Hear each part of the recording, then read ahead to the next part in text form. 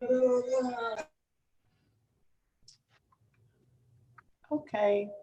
are we all prepared to go live? Yes, you can run, please. All right, we're currently streaming. Thank you for joining us for our special meeting today pertaining to crime. And I'd like to call the meeting to order. The time is now 6:35. Want to make sure that I have the correct agenda. That's the one we got like around 6:20, right? That's what I need to put on the screen. Yes, ma'am.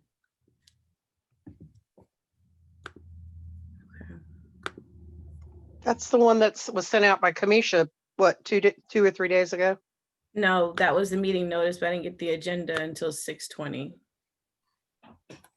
Madam Clerk, can you proceed with the Kamisha, call, please? I don't know why that. Mayor Gore, Here. Vice Mayor Bennett, Here. Counselor Randolph, Here, Counselor Holloway,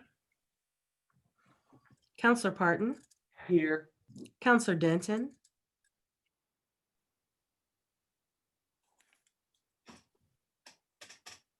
I see Counselor Denton, but her mic is muted. Counselor Denton, can you please unmute your microphone? here, Thank you. Counselor Pelham,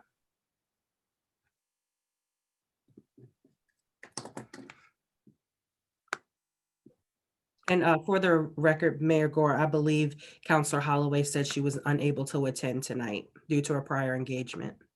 Correct. And I had a prior engagement as well, but I adjusted so I can be here today. So the record reflect that Counselor Holloway couldn't rearrange her schedule to attend and Counselor Pelham is absent. Thank you.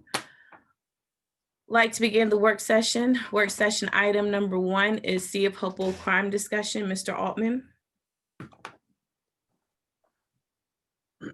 Good evening, Madam Mayor, members of council.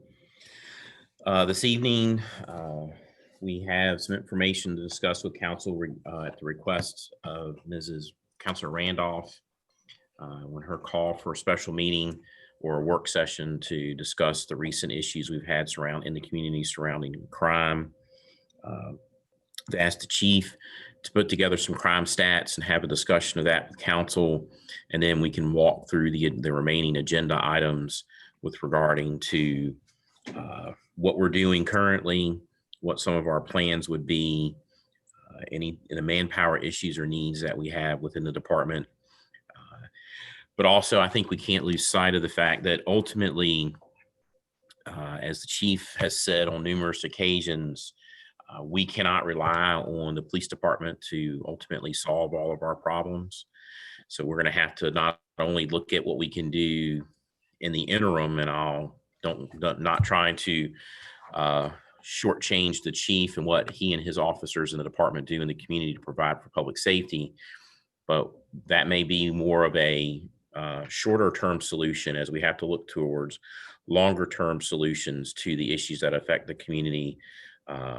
Job ability to have our workforce development program, looking at education, housing, those issues that are underlying issues here. We may be, for the lack of a better term, with the chief treating some symptoms of an issue, but we have to be able to ultimately get down and discuss how we can really address the issue overall, which obviously isn't the topic of today's meeting, but that is out there, and that is something that is an overarching priority for all city departments and for council to look at as we move forward.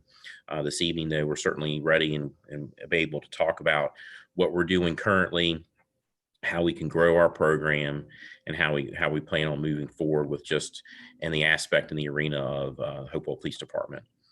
If there aren't any questions for me at this time, I'll go ahead and turn it over to the chief and let him kind of walk you through the crime stats. And I sent some of that information out, not knowing who was going to have control of the computer this evening. So I think, Madam Mayor, you may have that. I sent that out earlier today with the crime stats. if you wanted to put those up on the screen, and at that time, I'll turn it over to Chief Ass.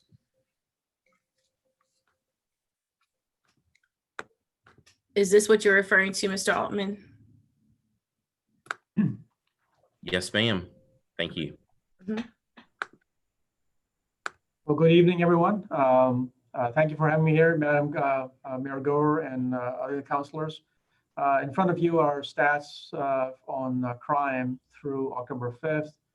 And as you see, we have some different comparisons. One is 2020 2020 numbers that are broken down in two categories.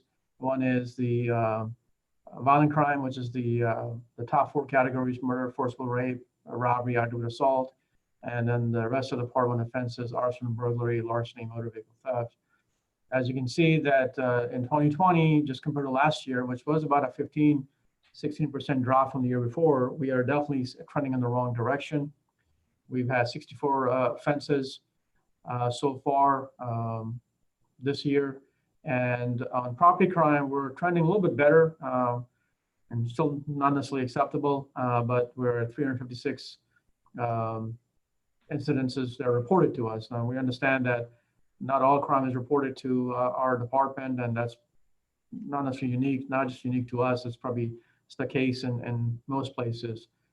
So if you see the percentage changes from last year to this year, which is one metric, is 23% increase in violent crime at about a negative 3% on property crime. Overall, you see at the end, we had 420 incidences so far, compared to this time last year, we were at 418. That number says 0% is +2 on the total number, but obviously from a percentage perspective, it's the number is statistically insignificant. It's around the same. As you see, the 5-year average, which is a little bit better indicator from a long-term perspective, not necessarily from a short-term perspective, you see that we are at about -7% on violent crime. But unfortunately, what's concerning is the number of homicides. We are already at 6 this year. Our average is 3, still way too high, but we are definitely in the wrong direction, and we have been in the last few years. On property crime, we're doing a lot better than the 5-year average. We're usually at about 500. We're so -29% from 5-year average. Overall, when you combine both, we're -26%. But recently, we definitely have seen an increase, and it's not just us. The whole country, the whole region has seen an increase, and a lot of that is really post-COVID, or not post-COVID, but as we started opening, we have definitely seen a tremendous increase. We saw an increase in aggravated assaults when we first closed down some back in March frame, and they were related to domestics. Now they're a little bit different at this point. So we are definitely 41% increase from last year, and even from a 5-year perspective, we are definitely higher in that end. On the shots fired, but you don't see that in there, we are at 91 incidents so far this year. Unfortunately, I don't have the numbers from last year, but that's still way too many. One of the encouraging things that you see in one of the reports that we gave you was synopsis of when we started when manager and I spoke and trying to put some more emphasis on bringing some extra personnel, starting, I believe, in I think October 20th, if memory serves me correct. Let me just pull that report up. I think you should have a copy of that. We started bringing extra people, August 7th, doing Friday, Saturday. We did that 3 weekends in a row. And we definitely saw a drop in incidences during that 3-weekend time period when we were bringing about 4 officers extra every Friday and Saturday night. We went from, quite a bit of increase to no violent crimes during that 3-weekend time period. We went from, we had 7 shots fired called during that time period, but only 1 during the time that we had extra personnel. Since we have gone to working every night, having extra personnel, and the upper limit is 4, So we have somebody working extra every night, almost every night that we've had this detail since September 13th. During that time period, again, we, knock on wood, haven't had any violent crimes during that time period.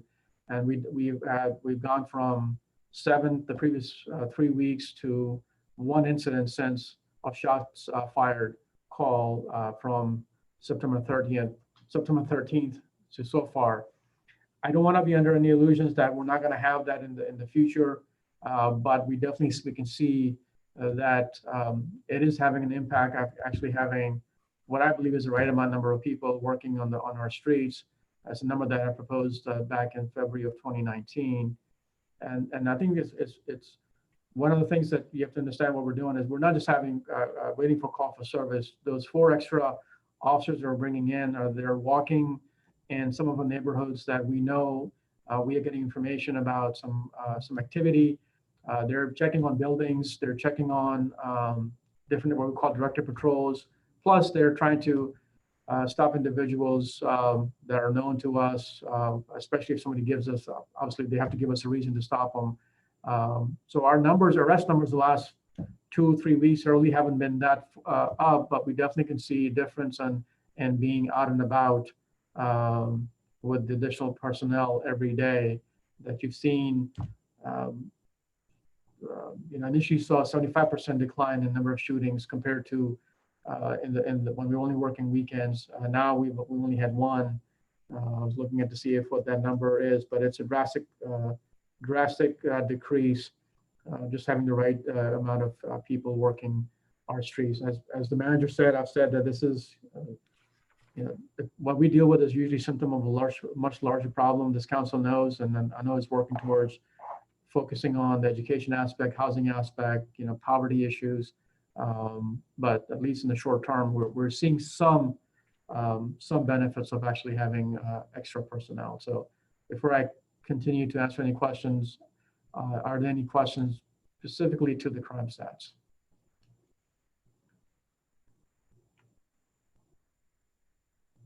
I don't see any hands raised right now. Okay. I do have a question.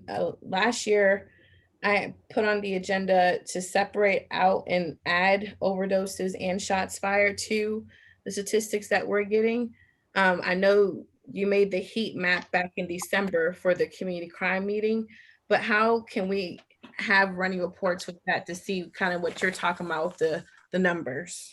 Yeah, we can do that. We actually obviously have those numbers. That's why you have Mayor, I know when I first got here, you were talking about the shots fired. So we obviously added that as part of our coding. So that's why we can get those numbers pretty easily.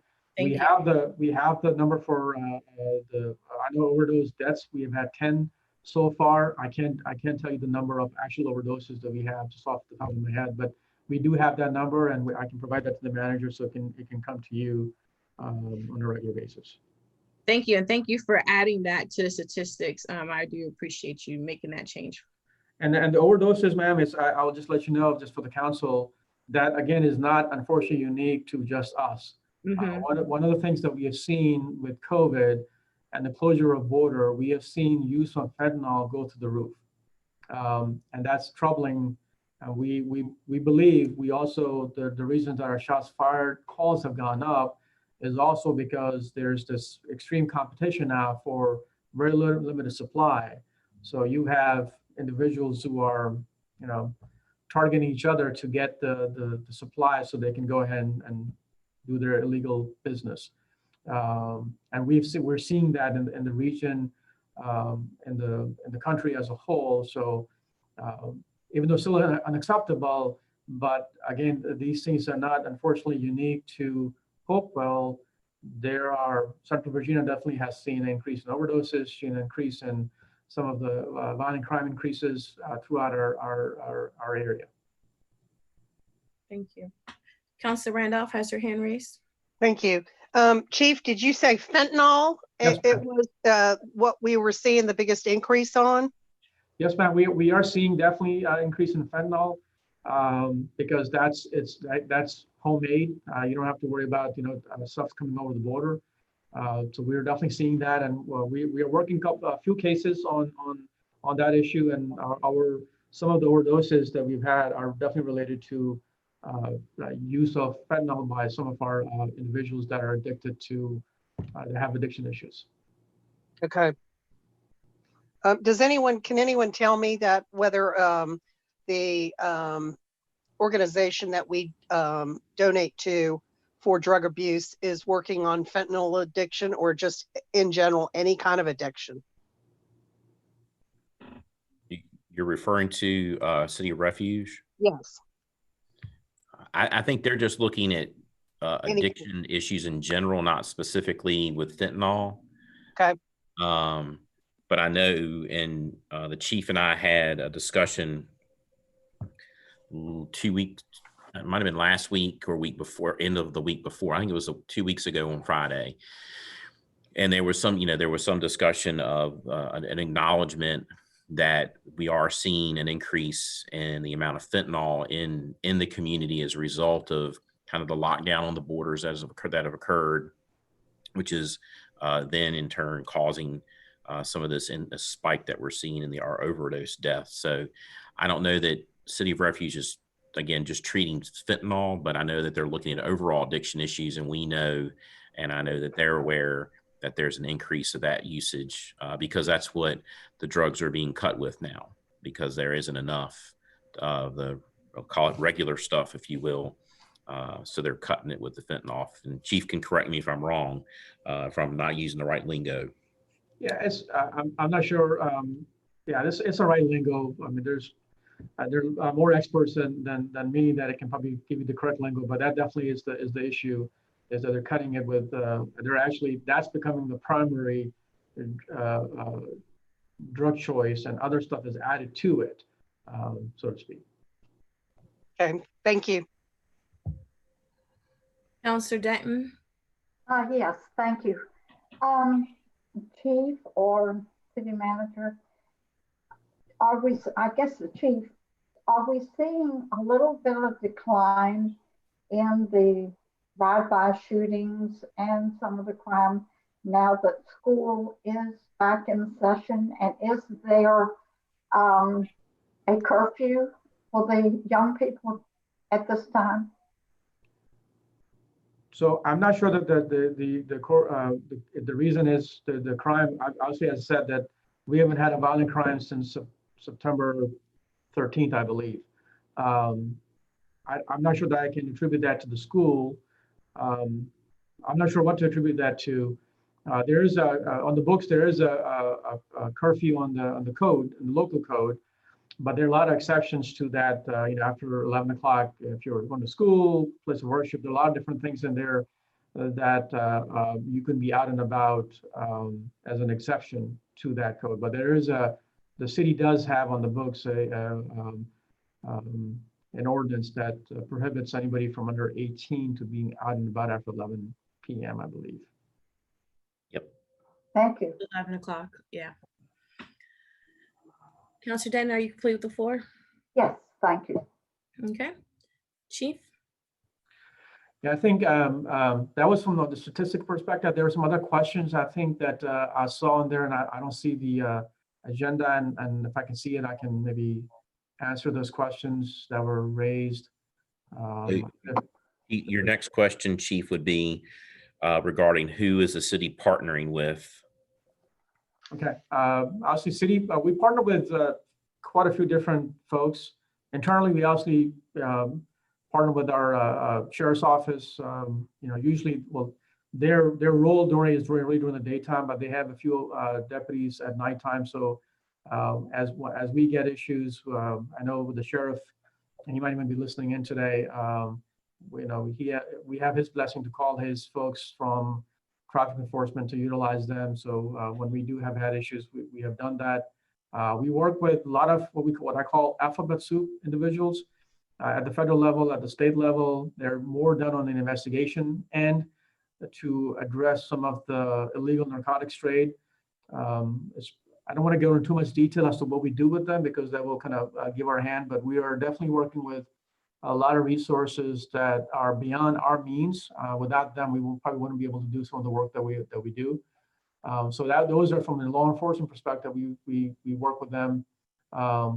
we're working with them constantly, and the only thing that we really have changed recently is to let them know that we're not going to wait for the investigation to unfold, especially at the federal level, if we are having issues at the local level, that if we have, even if we have enough, we're going to move forward. Usually when we deal with, major investigations, we are, we're building case upon case upon case upon case to ultimately get to, maybe the mid-level person for us.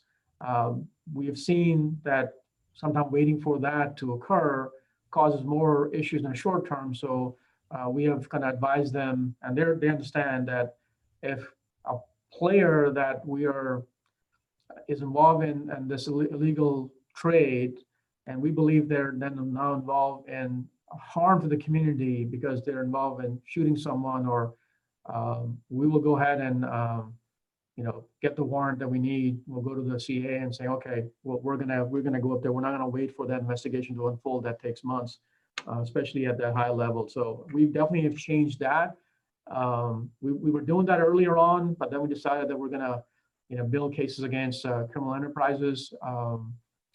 That works in some cases, but obviously we saw the increase that we saw, so we decided to revert back to, when we see a problem, we don't want to wait until we make the next interaction with them before we can move forward. We're going to move forward right away. So we've been doing that recently also.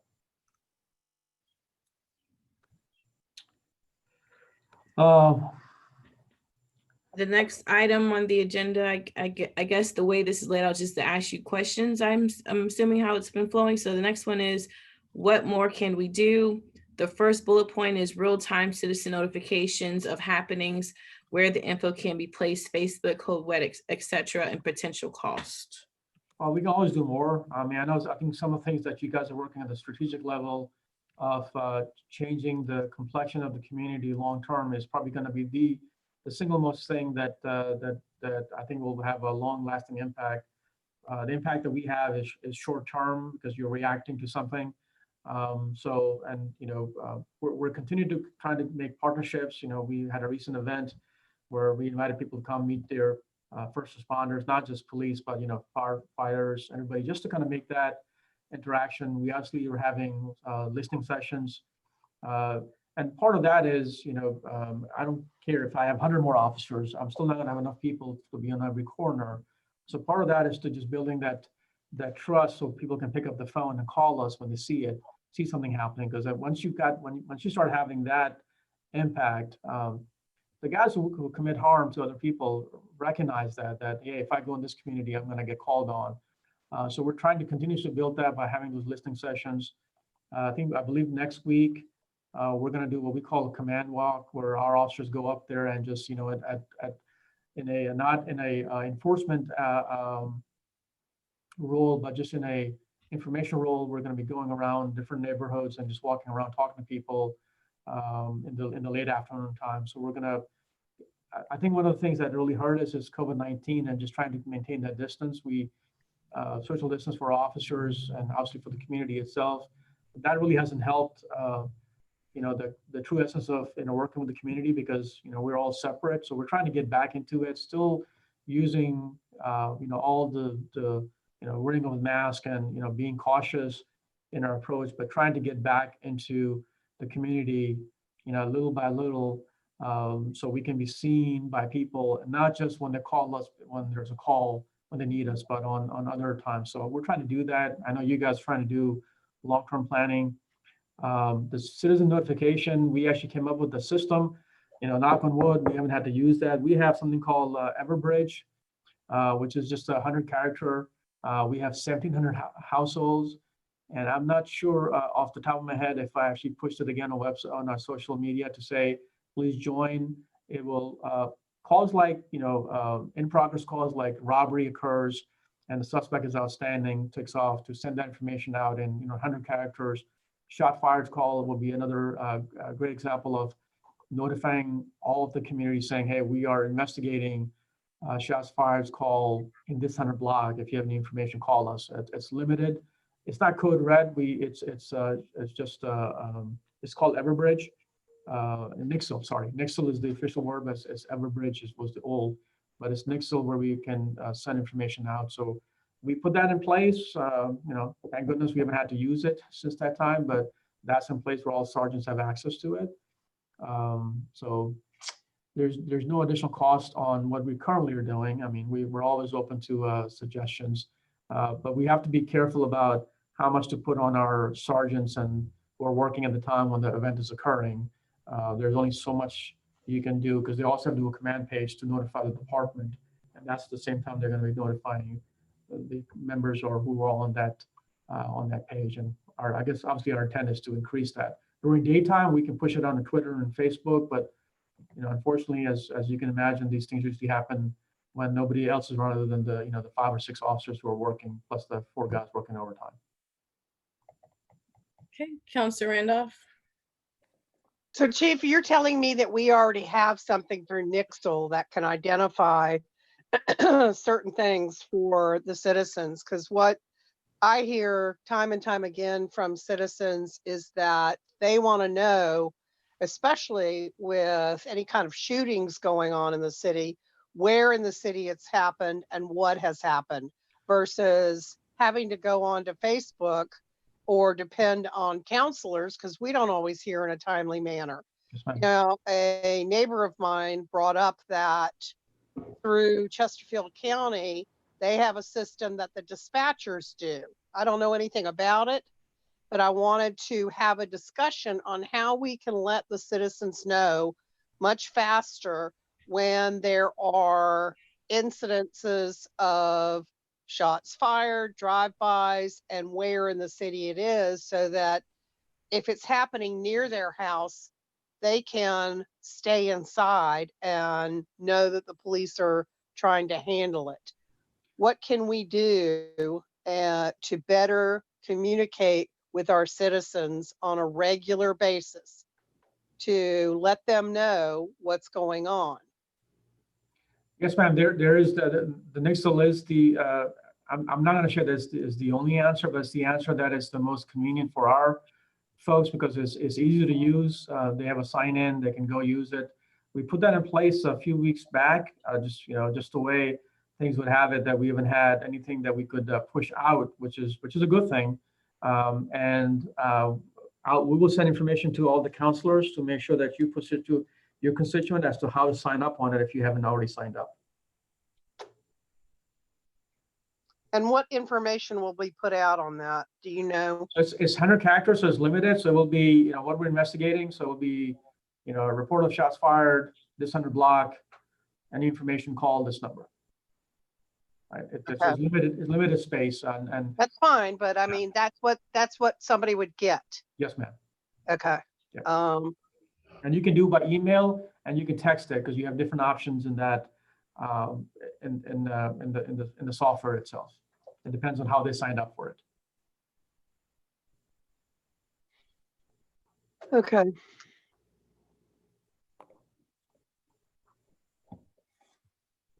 So Chief, there's no other hands raised. We've had Nixle, so you're saying that, and we've been pushing it out for people to register with Nixle, for a long time. So are you saying that you're just utilizing it differently now with sending out more frequent updates regarding what's going on in the neighborhoods? Is that what you're saying? Well, we had not been using it because that was one of the things we were trying to figure out what to do. So we thought that we already have something in place to just start using that part of it. So okay, a few weeks back, we said, okay, we went through a process internally saying, and what are some of the information that we need to send out and make sure that sergeants and lieutenants who work, especially at nighttime, know how to use that. So we put that in place.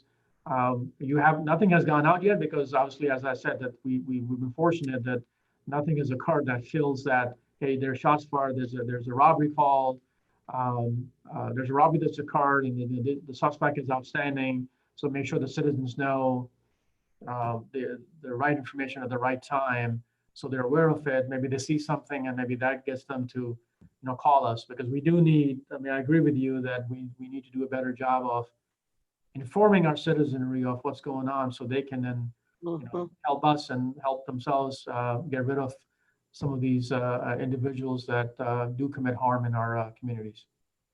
Okay, I think I was thinking of Code Red when you were saying Nixle. I think I do that with Mr. Altman before. It's Code Red is what I was thinking about that we use. Okay, well, we've been pushing out to sign up for Nixle, so hopefully you should have a good number of people in it already to start pumping out. As of a few weeks ago, we had 1,700 households. I don't know how many people that represents, but 1,700 different people who have signed up for it. That's good. I have another question. Go ahead.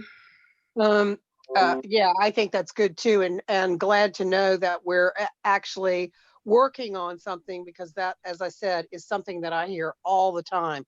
How do we know what's going on? We want to know. We want, people are wanting to know because they're scared, and also because they're wanting to help. And I don't mean by going to the crime scene or anything, but making sure that they know, what's going on. My question would be to the city manager: how are we going to, since this is a new, not a new software, and as the mayor said, people are already signed up, but this will be a new usage of it. How are we going to, how are we going to do the advertising, marketing, thank you, of this new effort? And Chief, maybe we can run a couple of tests for the people that are already on it. But we need to, I would think we need to do some more citywide marketing for this, because this is what people have been asking for. And number one, people are already signed up on it, but nothing, I've never used mine and I'm on it. And, this will allow people to really feel that they're going to get real-time information directly from the police. So let's make the best of this. We can certainly, one, craft a press release letting people know that we're going to increase the usage of Nixle in a different format than we had before, and push that out not only through the press, but also through our other social media means, through the police department, the city, and recreation. So we hit a wider range. I know that with all of our COVID information, we included, information about Nixle and Code Red to encourage people to sign up to get those notifications that come through. So we'll continue to find ways to push it out so people can increase the membership that we have on there. More people will utilize it, and we can utilize not only what we've been doing it before, which I think are kind of some community efforts, but we can also send out those advisory notices. There's a shots fired, there's an accident at this intersection, or whatever it may be, that we send out to alert the community of something going on that would increase and enhance their knowledge of what's happening and occurring within the city. Yeah, I do think that this is of big importance to our citizenry. They want to know and be prepared for what's happening crime-wise. And this, even though it's limited characters, it is something to start with. And if this works, great. If it doesn't, then we need to look at something else that will help them to understand what's going on and where, and real time or almost real time. Absolutely. Thank you. Okay, there are no other hands raised. The next item that is on the agenda says shots fired tracking.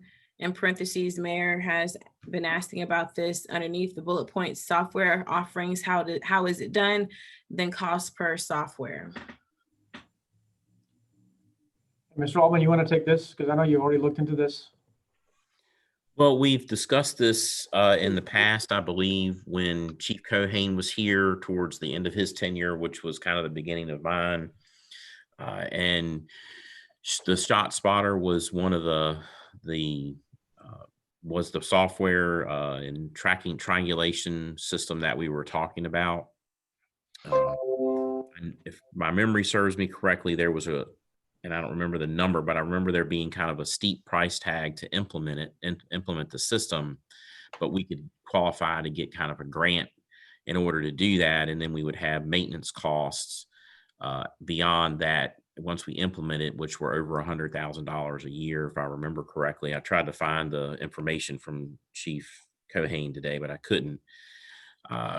So that software system, basically microphones set up on towers within the city that would allow the shot fired sound to be heard through the microphones and then triangulated to provide a location in the community where those shots fired incident occurred. Beyond that, that was its function, just to let us know that there was a shots fired and where it occurred within the community. We would still be reliant on our citizens to call 911, call dispatch to let us know, provide us information regarding if they had information about who or what precipitated the shots fired incident. So that software is out there. I think from my perspective, we, and Chief can correct me if I'm wrong, we typically have officers in the street and out, and we hear shots fired. So when he's got the city where a little different than before, kind of divided into some, we won't call them patrol beats, but sectors within the community that people are in constantly. So they're not all on one side of the city during a portion of the evening. We have officers out and in all portions of the city. So we hear a lot of the shots fired, and the majority of them that occur, and we're able to respond pretty quickly. And I don't know if council may recall some of the information that I'll send you in when a shots fired incident occurs. A lot of times it could say, dispatch received calls or officers in the area heard and responded. So my position probably hasn't changed much with regard, because of the cost of the system. If we're going to spend over $100,000 a year to maintain the system, I would like for it to do a little bit more for us than triangulate the location of the incident. And at this point, I don't believe that it can do much more than that.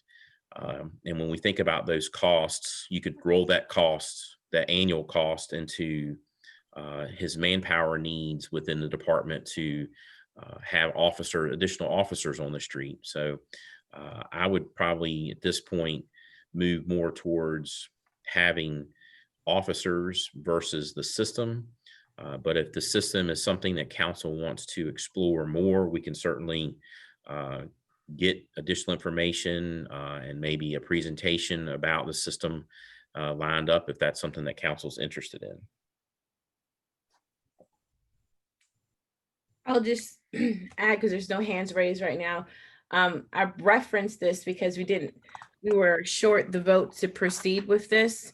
And at the time, the ask was for staff to come back with some testimonies from the communities that were utilizing the software.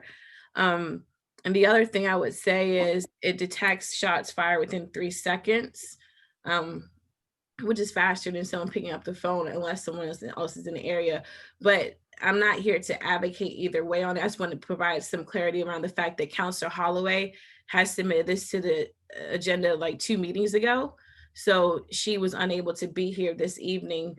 I think she has it still on the agenda for a discussion. So just be mindful that this was her request to revisit this, and it was already previously submitted to the agenda 2 meetings ago. So Mayor, if you don't mind, let me add a couple of things if you're okay with that, Mayor Gore. Absolutely. And I can you clarify if I thought it had cameras on it as well. I was trying to look. It's all right. This system is used a lot of places, but is used in much larger municipalities. I was looking at when it was put on the agenda, I was looking at some of the data and some of the scholarly research on it. There is definitely a propensity for false alarm in this thing. I think Baltimore area was using it, and it's a little bit older, so I don't know how technology has improved. They were talking about a really high number of false positives in that with the ShotSpotter. I do agree, Mayor, that it will detect that pretty quickly. And I think the way a lot of these programs are built, that you don't have to, you can design in such a way that it will send you to smartphones of officers who are working, or to the officers, and you can turn it off and on. But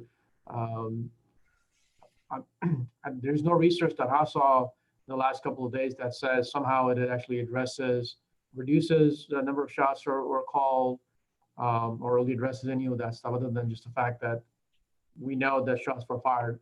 Our community it still does call us. We might not get 10 calls for each time there's a shot fired. We at least get a call for it. And we obviously are not geographically as big, where even though some other municipalities that have more people, but they're geographically so much bigger that they can't have the density coverage that we can have in our community. But again, that's a decision whether to have it or not for the council. And if that's the decision you want to go with, we can definitely work on some things to provide more information to the council.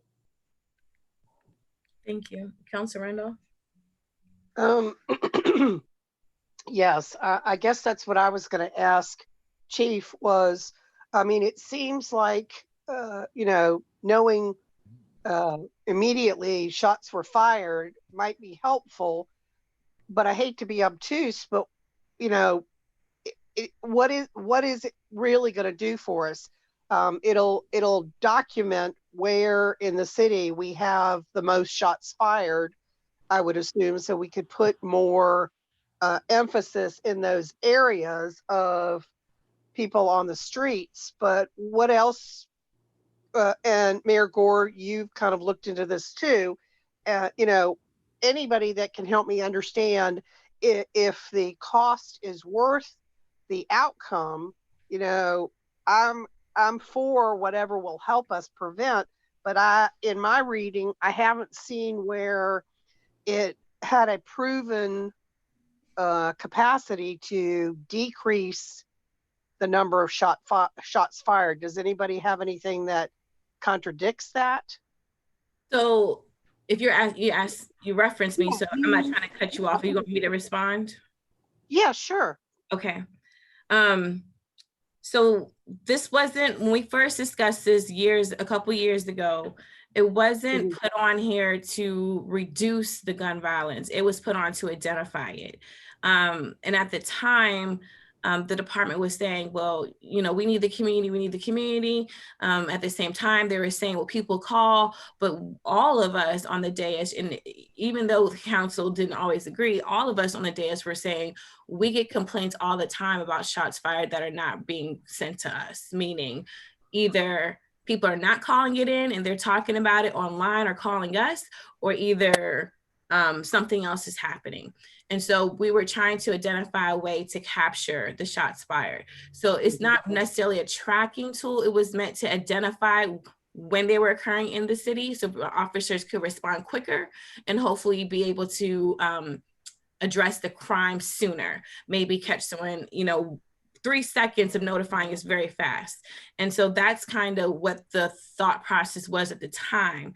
And when we had the conversation, we kind of got similar talking points that we're getting tonight, but we asked for staff to come back with the communities that said good things and bad things for us to be able to hear directly from like some testimonials.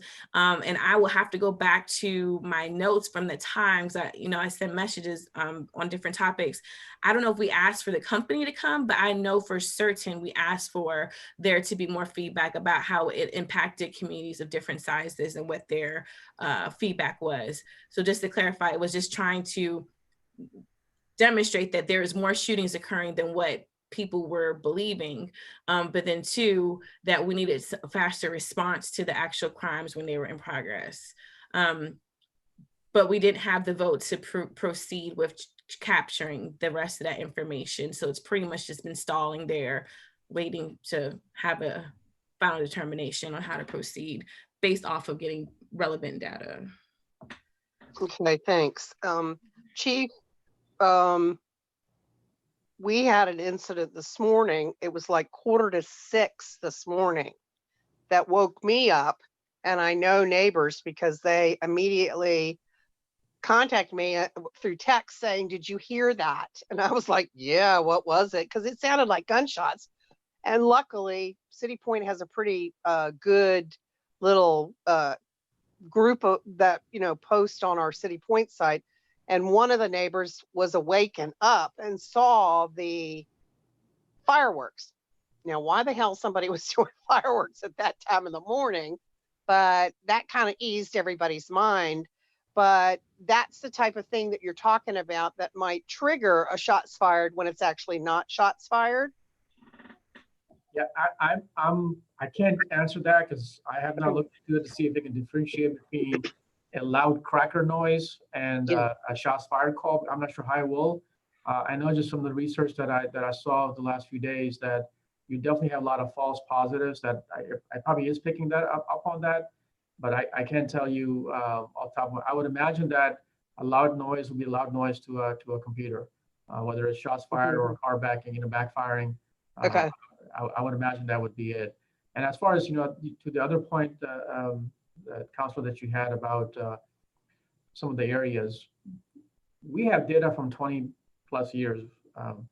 The data really hasn't changed where some of our issues have been. And the maps that you see, that you've seen in the past, Mayor Gore, you were talking about the maps, really not going to change much until the underlying conditions change. So you're going to see the same map. You might have here and there some outliers, but as a whole, the areas that we have identified in the past with the redder it is, the more issues that we have. This community is not unique in that sense. It's probably going to be the same issues, at least the data that I've seen for the last several years, and this year it's going to be the same thing. So as far as putting resources is concerned, I mean, we already know what we know. I'm not sure. I think that what's going to change if the council goes in this direction would be the timing of it would probably improve quite drastically, and hopefully we are fortunate that to be in the right place at the right time when that occurs. But as the data itself hasn't really changed over the years, unfortunately, so that's still the information that we have. And Okay, Council, Just one more. I just wanted to follow up one more. And City Manager, you said that, Mr. City Manager, that the cost is, from your recollection, and Mayor Gore, is this yours as well, that it's about $100,000 a year? I'm gonna have to defer to him on that, but I know it was very pricey. And the other thing I was gonna say is, to your first question, it did increase cameras. It put cameras around the city. That was the other part that was discussed. But I will have to defer to Mr. Altman about the cost. So I just did a little research and found a council agenda packet from May 22nd of 2018. The cost to install the system was $250,000. The annual cost to operate and maintain the system was $190,000. And looking at the presentation, it did not look like, from what I saw, I don't know that we would be able to cover the entire city with the system because of lack of towers in some areas. Mm-hmm. But we could get the majority of the community covered. But a $250,000 setup purchase cost and setup, and then $190,000 annually to maintain and operate. And Mr. Dane was the one that presented that. Wasn't that part of the grant that we were going to? I know the maintenance cost was not covered, but I can't remember. I think the setup cost was covered in the grant that he was applying for. Yeah, there was a HUD. It was a HUD emergency grant.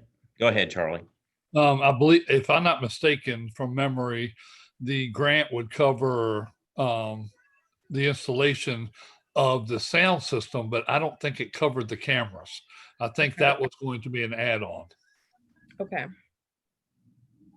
Sorry, Ms. Altman, I didn't mean to step on it. No, that's fine. Because I'm just looking back. We had a HUD emergency safety and security grant that we were looking at.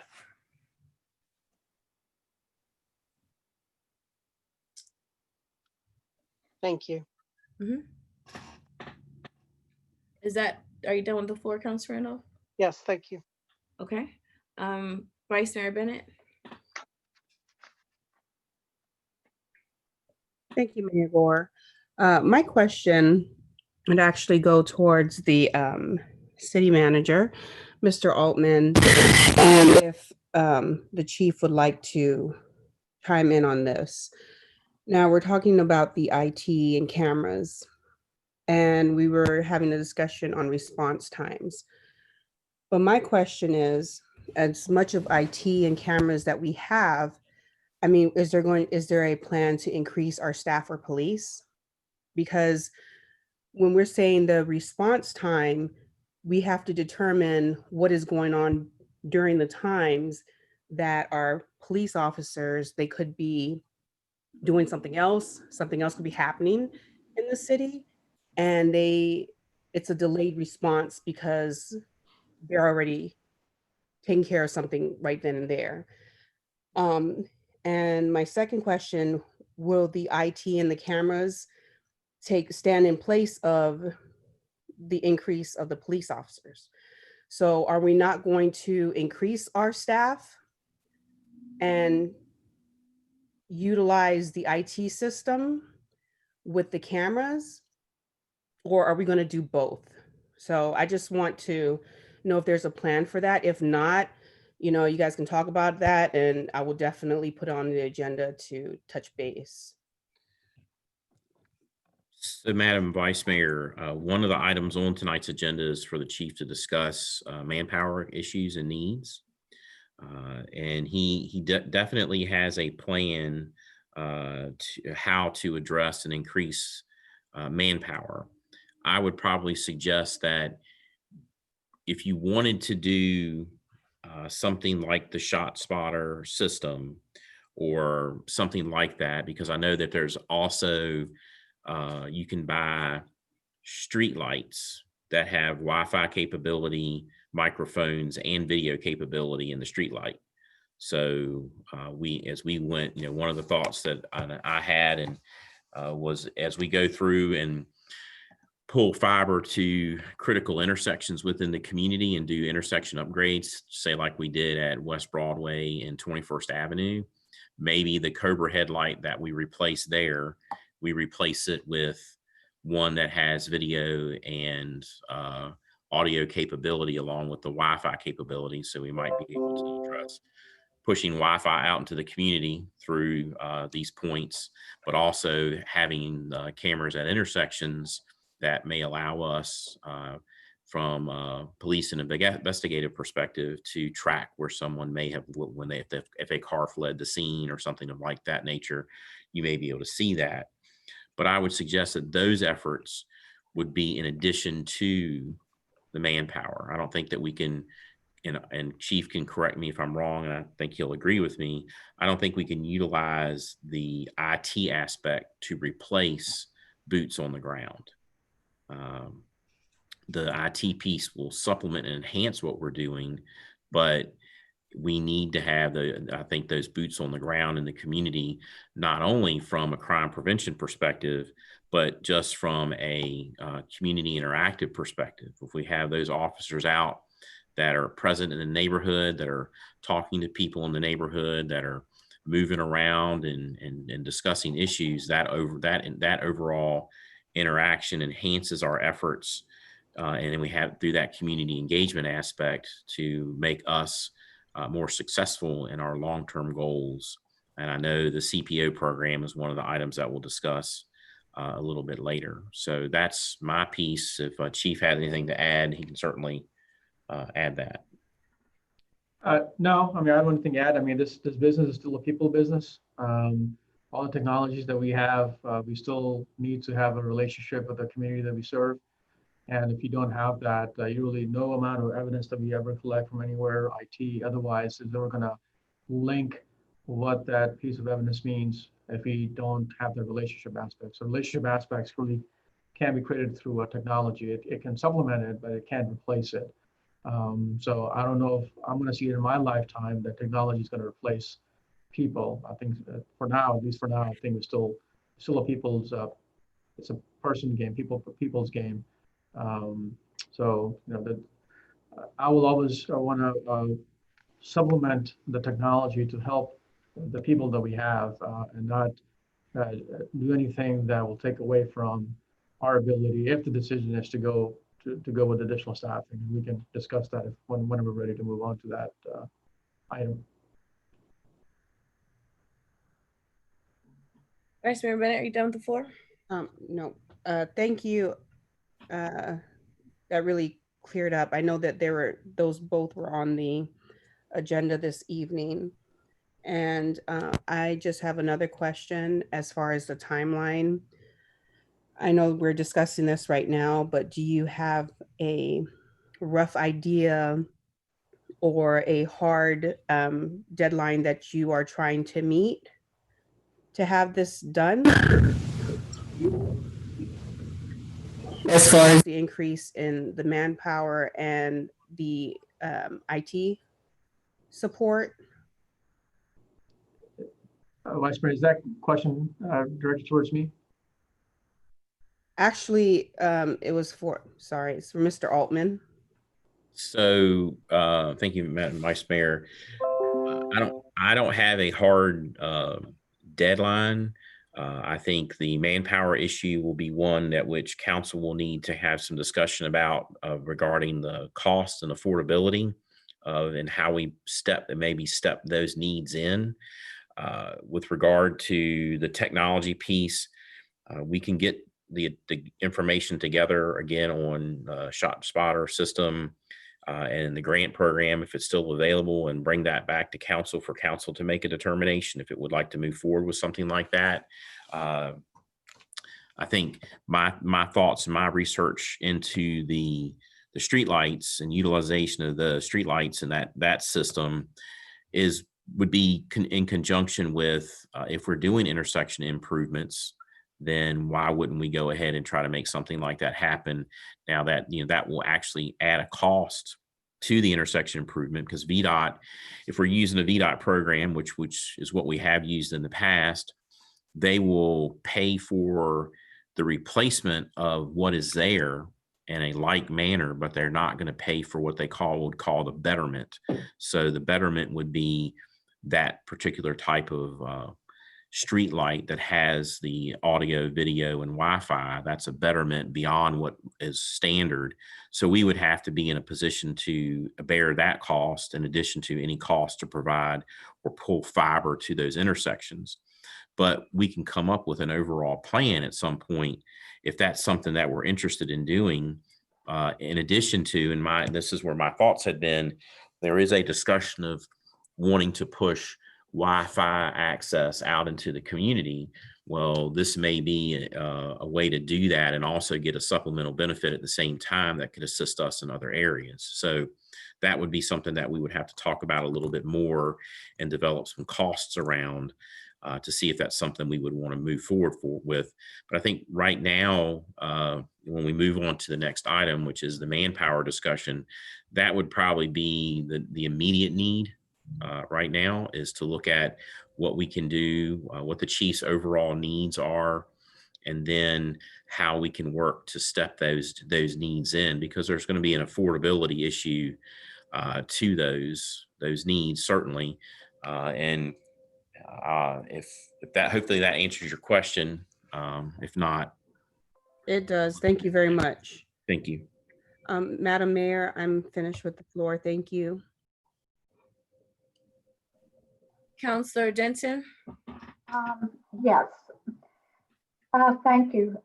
I'm going a little bit beyond what we've talked about just recently, but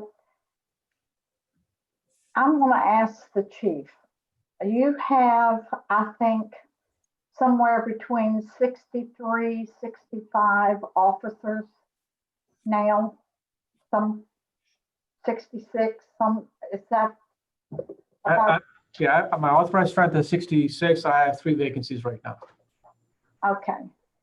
And we have 23,000 close to people in the city of Hopewell. So I guess my concern, I think technology is very important. I think having police presence is very important.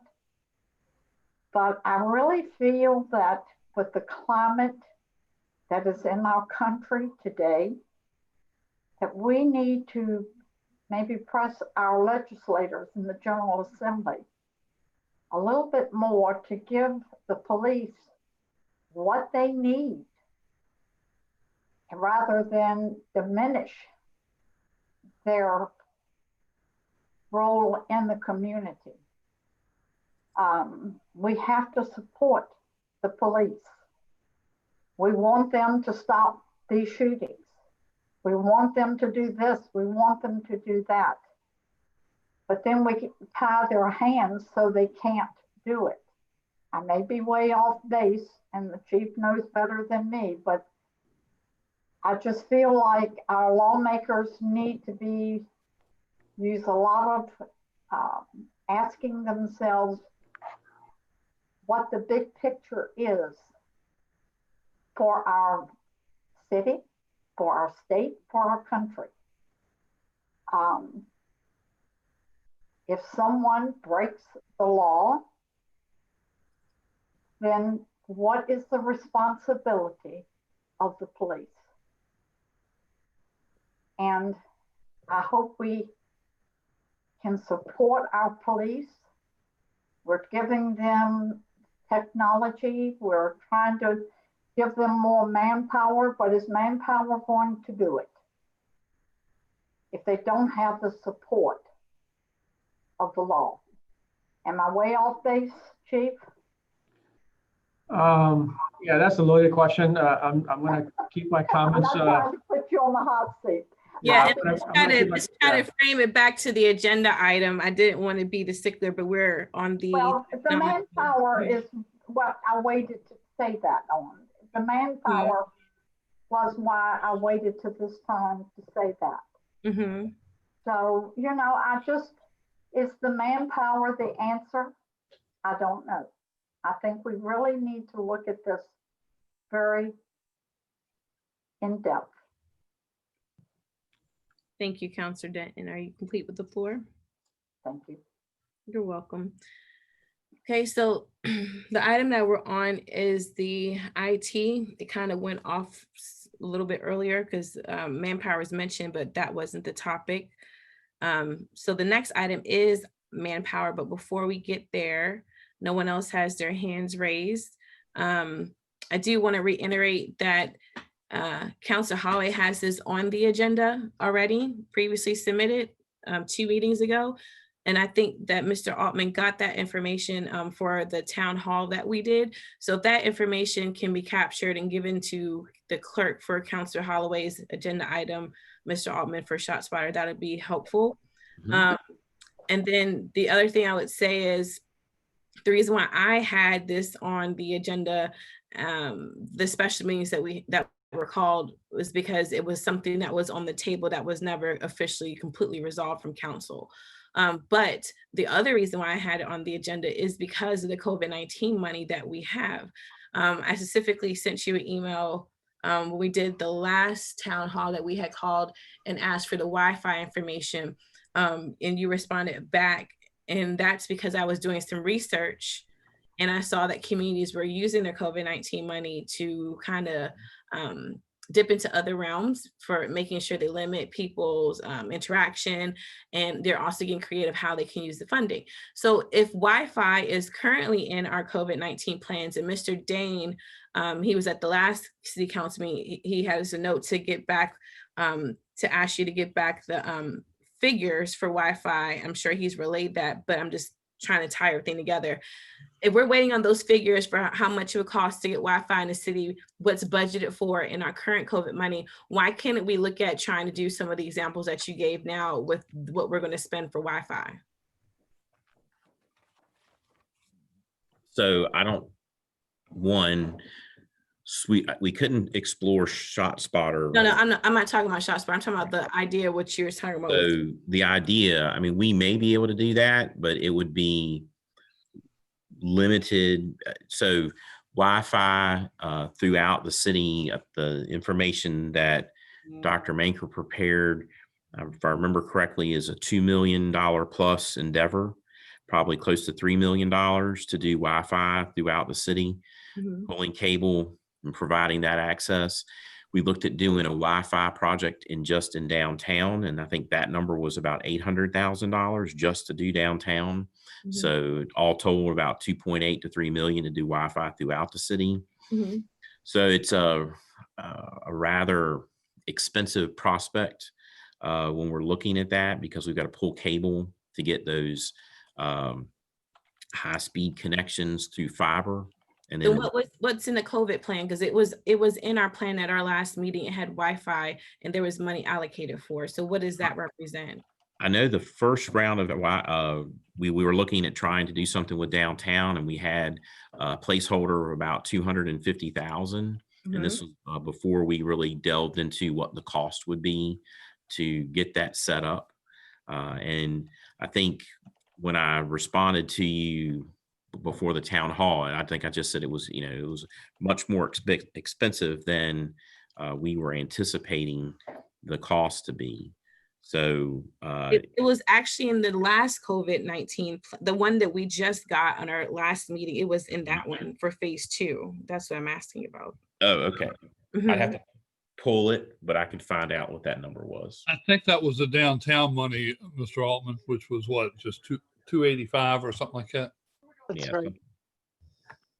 So going back to so whether it's downtown or across the city, whatever that COVID-19 allocation is for Wi-Fi, could we not explore doing something with that funding, since it's COVID-19 funding? It's not like it's coming out of our coffers directly and we're trying to get Wi-Fi. Why can't we dub to try to do something related to trying to get more reinforcements instead of, since ShotSpotter is so expensive, looking at both. I mean, I would hate to get Wi-Fi and then we turn around and say, oh, we should have thought about that, or had we put this in here, then we could have resolved the problem or started the process. You see what I'm saying? No, I absolutely see where you're saying, because that was part of the, hey, we have an opportunity here with these funds available. What can we do? And we can look at how we could utilize and from probably a limited perspective, begin the thought of Wi-Fi and how we can push some of that out. And we could, thinking off the top of my head, and I can't remember probably not the timing would be good to have, because you got to have the money spent before the end of the year, but we do have the intersection project that we just talked about and had council approve the resolutions for at Arlington, the Five Forks intersection, Arlington there. But that probably won't go under construction in time to say run fiber there and look at utilizing the light system that has Wi-Fi and everything to it, just because of the timing we have on expending the funding. We can certainly look at what we may be able to do. It obviously be limited based on the over exceeding costs. I mean, I think I was prepared for the citywide number, but I wasn't prepared for the downtown number. I thought the downtown number would be a little bit smaller than the 800,000 that I remember it being. And I wasn't prepared for that. I thought we would be able to get something done, at least in downtown, to start the process with Wi-Fi. So we can look and see what we can do to start the ball rolling, because I agree with you. The money is available, it's here. And I think it'd be in our best interest to try to expend those funds in a forward direction as much as possible, that we have some gains as we come out of COVID-19 towards some of our longer term goals. Yeah. And the IT director is running the meeting. Dr. Maker, have you seen there be options, kind of what Mr. Altman described with using the, I guess, traffic lights is what he was referring to, or the infrastructure, but using other means that can be used for Wi-Fi, but then also have cameras or trackers that maybe not necessarily need to be tied to like a construction or infrastructure project, off the top of your head, which I know, it's a loaded question. So the city manager and we often discuss different ways that technology can help the city. We have explored the possibility of using intersection lights and Wi-Fi capabilities at those locations for police related, emergency management type related issues. But we haven't really got into what the costs were. Some options would be installing our own pole but we have some challenges. Some of the poles throughout the city does not own.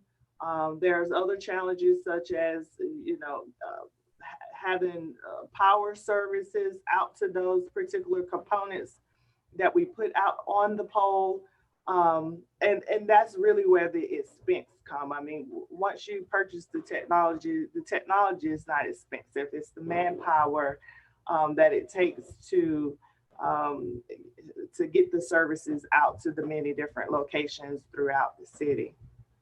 So we have been exploring some of those issues and some of those options. And once we get a better idea in which direction the council would like to go, we will dig deeper into one of those solutions. Okay, so it's mostly tied to like streets, infrastructure stuff. Yes. Okay. Well, that sucks because that's what's expensive. Thank you.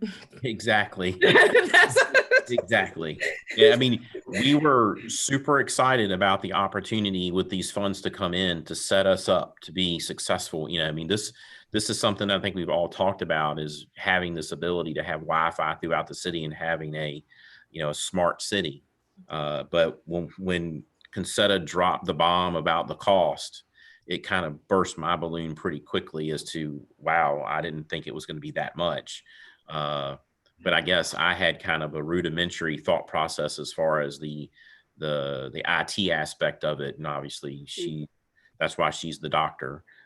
She came in with the realism that kind of, it hurt a little bit, I'll be honest. And, but yeah, we'd love to be able to do it, and we can explore and see how we can try to do it from a limited perspective.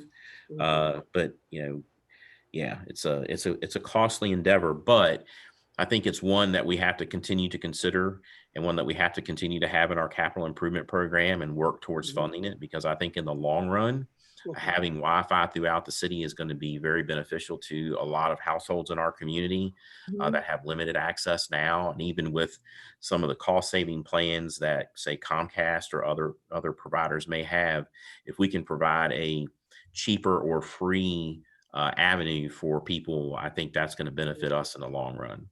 Absolutely. And NOC, like, that's why it's one of our federal priorities is infrastructure. We include broadband, internet access, and infrastructure because it ties into 911 response, workforce, education. It's really critical for communities, especially if they're trying to be sustainable. So, all right, well, thank you. And we'll look forward to seeing whatever is possible, even if it is out of our pocket range.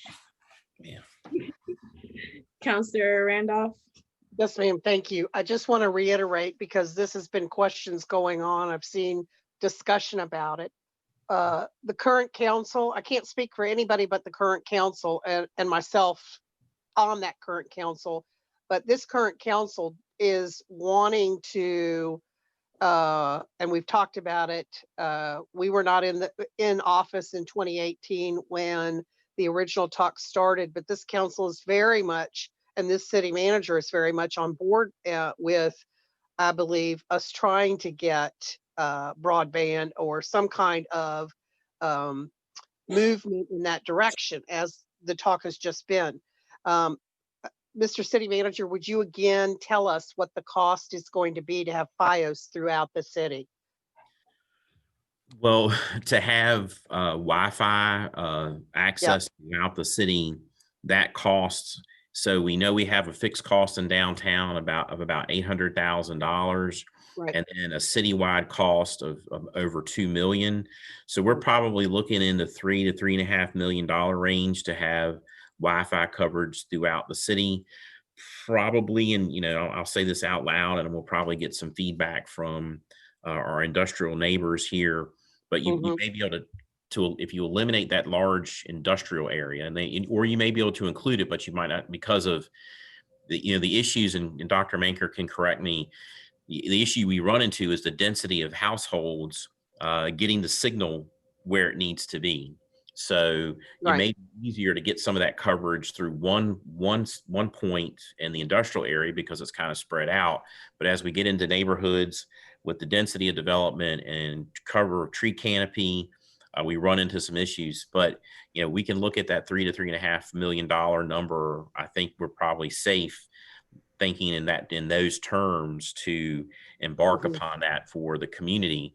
Now, there's ways to do it, and like Prince George is working through the Prince George Electric Cooperative to deploy Wi-Fi, but that's at a cost to, just like you and I today, we have, in the city, Comcast, you have internet available through Comcast. It's the same thing there, because Comcast doesn't serve the entire community. And even in the areas that it does serve, you have distance limitations from the main line off the road to get to your house. So it's a subscription service that you're paying through the Prince George Co-op, and they're working, and they've gotten some grants, and the county has funded some dollars, I believe, through their EDA to make some of this happen. And I think they're getting ready to embark on phase 2. So there's an expense, but that expense may pay a long-term return to us from a community perspective when we start talking about access to educational materials for kids at night when they're having to do their homework, or job and workforce training efforts that could be done either at the home or in places of business to have a reduced or free type of Wi-Fi, and looking at our overall thought becoming a digital city or a smart city and how we can do that. And for a community of our size to do something, I think that would be a tremendous benefit and a tremendous asset for us as we try and are in our efforts that Mr. Dane has to attract development and business here. That would be a tremendous asset, along with the residential development side. People that want to invest money either in undeveloped properties here in the city, or coming in and flipping properties that now you have a resource that no one else around has, that may help us in the long run and address some of those primary issues and concerns that we have. I think this is something that we have to continue to look at. We have to think about how we can fund it, and whether that's in small pieces, or the next time we go to do a bond referendum, do we add this to the bond referendum and just say it's that important to us that we need to make this happen, and this is how we're going to make that happen to provide the citizens of our community a benefit. So, well, and thank you. But what I want the residents that are listening to really understand is this isn't the only thing that we have that we want to do going forward that's going to cost, but we have to prioritize what's going to do that. And that's part of what we have to get a feel for. And I know, don't anybody fall out, but I agree with Mayor Gore that we have to, for the next council meeting, we have to bring some information forward for what's on the agenda. And I would also say that the lighting technology that you talked about could possibly help us along the way in some high crimes area if we know the costs.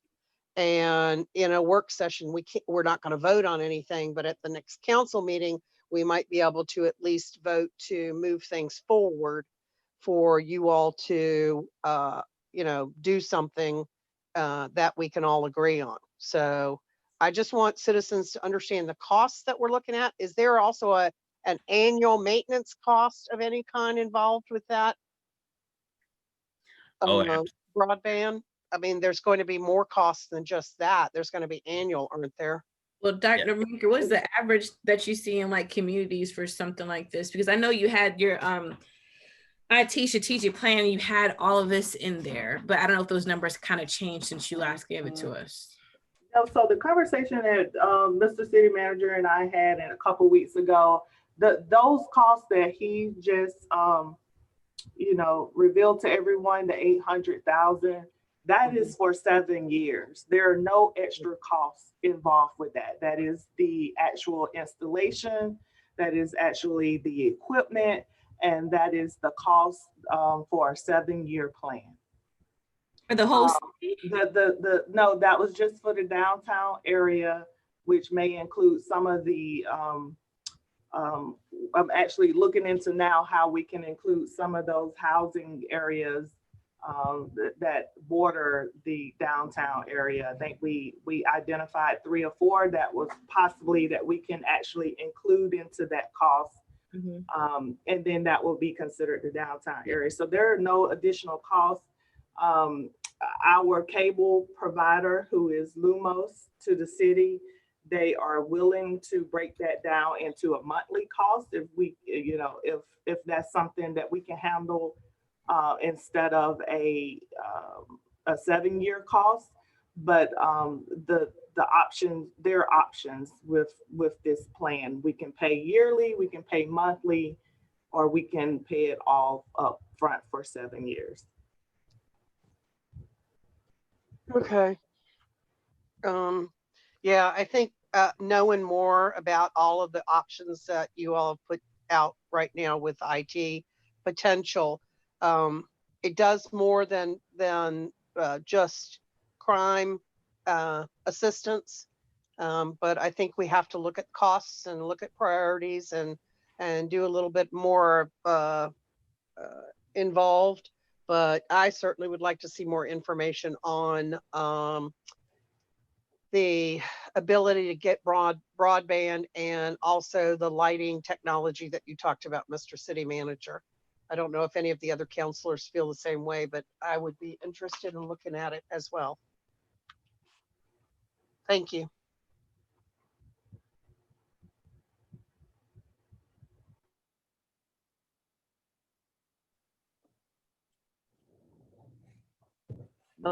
We can get those costs together for you.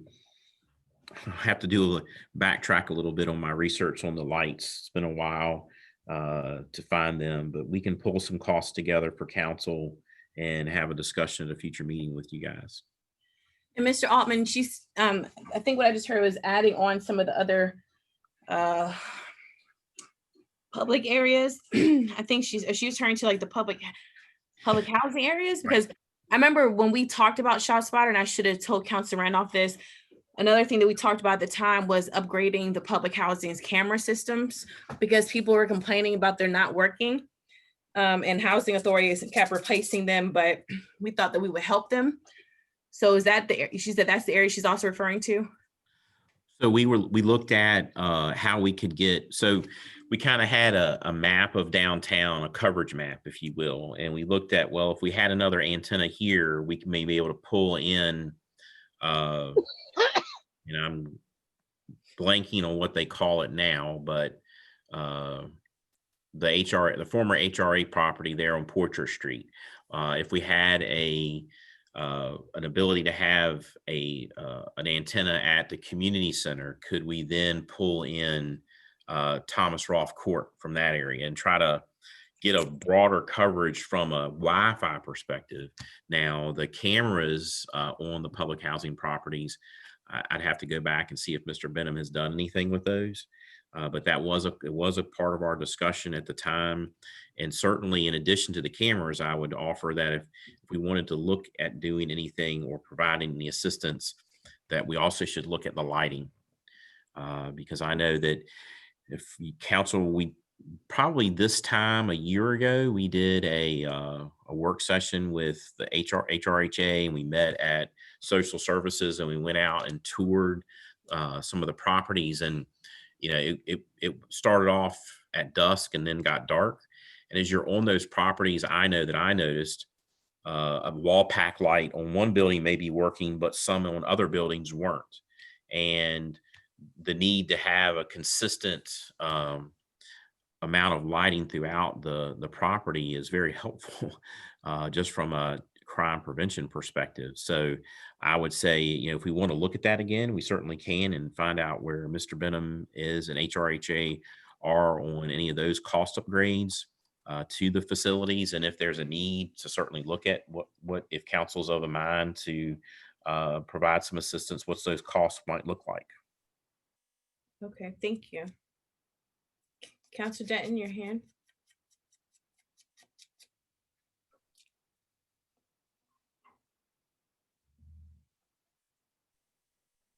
Okay.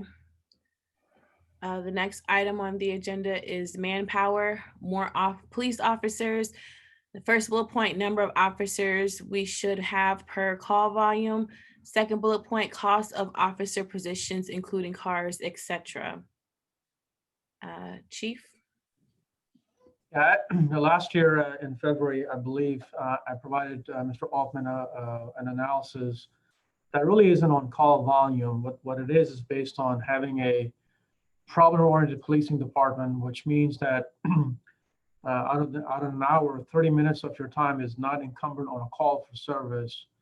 That means you're able, that doesn't mean that you're not doing anything, just means that you're able to then proactively go and address those things. So based on that volume, that's just enough for patrol that we needed 6 more patrol officers. And in addition to that, what I also had suggested to the manager was also actually having a full-time community engagement team with 1 officer for each ward, supervised by a sergeant. So overall, I was thinking of 14 officers to not only have enough to be able to respond for call for service and have enough people on the street, but also then proactively work with the community to build trust, do some of the things that you need to do to be able to address problems, working with in conjunction with other people. So that's what has suggested. I have not looked at that data again. I would imagine that would probably be in the same realm, if not more. And I know the officers are costly. So we broke some things down. And at today's salaries, the cost of an officer plus benefits at the entry level is almost $61,000, $60,957. You add another $3,000 to $4,000 for equipment perspective. There's some things that we reuse, but other things we have to get our officers fitted for, whether it's the bullet resistant vest, the clothing that they wear. So that's another about $3,000 to $4,000 per person. So that would be just at the entry level cost of a 1 officer. I think other thing that was asked of me was also cars. Because obviously, if you decide to add more officers, we would need more patrol cars also. So each car, depending on the kind of car that you get, it can go from Ford Interceptor Utility, which is a little bit bigger car for some of the bigger officers. That cost is pretty high to about $50,000, including all the equipment that you need in the car in today's world, to a entry-level car like a Ford Fusion that we usually have it for a detective. That is about $25,000 cost. The middle of the line, which are most of patrol cars, are probably going to be around $35,000. I think Mr. Altman might have better numbers on that, but so that's the cost per officers. I don't know if you have more questions on that.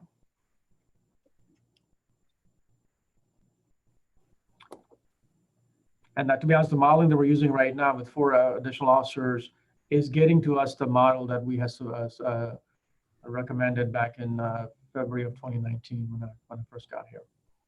And I know there is costly, but that's just what that's just the numbers that we believe that based on data, that's what it tells us.